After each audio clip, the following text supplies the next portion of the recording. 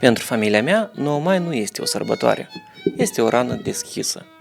Am pierdut 2 străbunei și multe alte rude în cel de-al doilea război mondial. Nu pentru eliberarea Moldovei, ci pentru ambiția unui dictator. Și acum vă explic de ce. Fratele străbunelului meu, Găina Toma, a murit pe 28 ianuarie 1945 pe front, în Polonia. Tot în aceeași zi, pe frontul din Polonia, a murit și un străbunel de meu, Cotună Macarie. La o lună mai târziu, pe 26 februarie 1945, moare al doilea străbunel, Laur Tudor. Toți morți pe frontul vestic în plină ofensivă sovietică spre Berlin. Războiul a început în 1939, nu în 1941, cum vor să ne impună unii să credem. Pactul Ribbentrop-Molotov, adică două țări agresoare, s-au înțeles să împartă Europa de Est. Respectiv, în 1939 URSS atacă Polonia de Est, iar în 1940 ocupă Basarabia și Bucovina de Nord, smulgând aceste teritorii din România. Înainte de ocupație, Basarabia număra circa 3,2 milioane de locuitori, majoritatea fiind români. Dar un deceniu mai târziu rămân doar 2,5 milioane. 700.000 de oameni se pierd de pe acest teritoriu, fiind refugiați, deportați, morți de foame, sau pe front, sau în închisori. Pierderile totale ale Uniunii Sovietice sunt de circa 26,6 milioane de oameni, dintre care doar 8,7 milioane sunt militari, iar circa 18 milioane civili. Germania a pierdut de la 7 la 9 milioane de oameni, dintre care doar 5,5 declarați militari.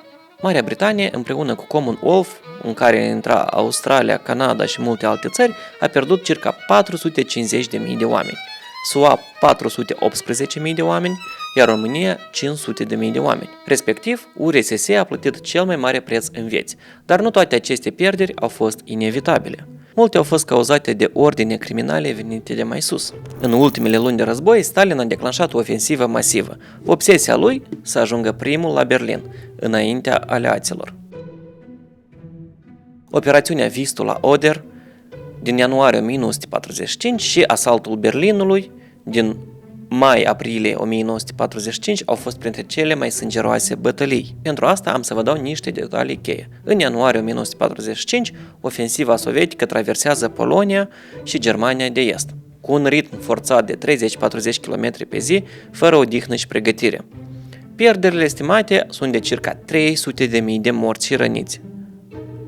Asta este aproape cât toată armata Marii Britanii de-a lungul războiului de 6 ani, iar Marea Britanie a rezistat singură un an de zile în fața ofensivii germane. Multe unități, inclusiv moldoveni, au fost aruncate direct în foc, fără pregătire. Un alt moment este că Stalin nu dorește să negocieze capitularea orașului, preferă asaltul total și aruncă foarte mulți oameni nepregătiți.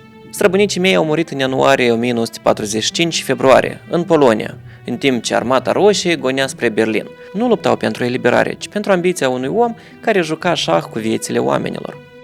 Din păcate, acest război nu s-a soldat cu eliberarea Moldovei, ci cu ocuparea și colonizarea ei. După 1945 a urmat teroarea. Circa 90.000 de moldoveni au fost deportați în Siberia și Kazakhstan pentru că erau incomozi regimului. Foametea organizată din 1946 și 47 s-a soldat cu circa 200.000 de moldoveni morți. Mulți au fost băgați în închisori pentru opinii, glume și opoziție, tot în această perioadă.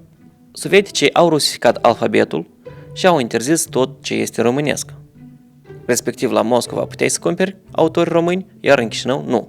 Acest teritoriu a fost dens colonizat cu ruși și ucraineni pentru a distruge spiritul național al nostru. Ziua de 9 mai a fost sărbătorită oficial abia sub conducerea lui Brejnev. Până atunci era o comemorare discretă din rușine pentru pierderile imense care le-a avut Uniunea Sovietică. În anii 2000, Putin a transformat 9 mai în propagandă agresivă. Parade, glorificare, tancuri pe străzi au confiscat tragedia popoarelor ca să justifice alte crime în Cecenia, Georgia și Ucraina. 9 mai nu este despre artificii, tancuri pe străzi și ura prin centrul orașului. E despre doliul nostru național. E despre străbunicii noștri care nu au revenit acasă. E o zi a memoriei, a tăcerii și a recunoștinței. Ei au luptat ca noi să nu mai știm ce înseamnă război, violențe, foamete și frică. Despre asta este această zi a Europei și noi trebuie doar să ne bucurăm de libertate și valori.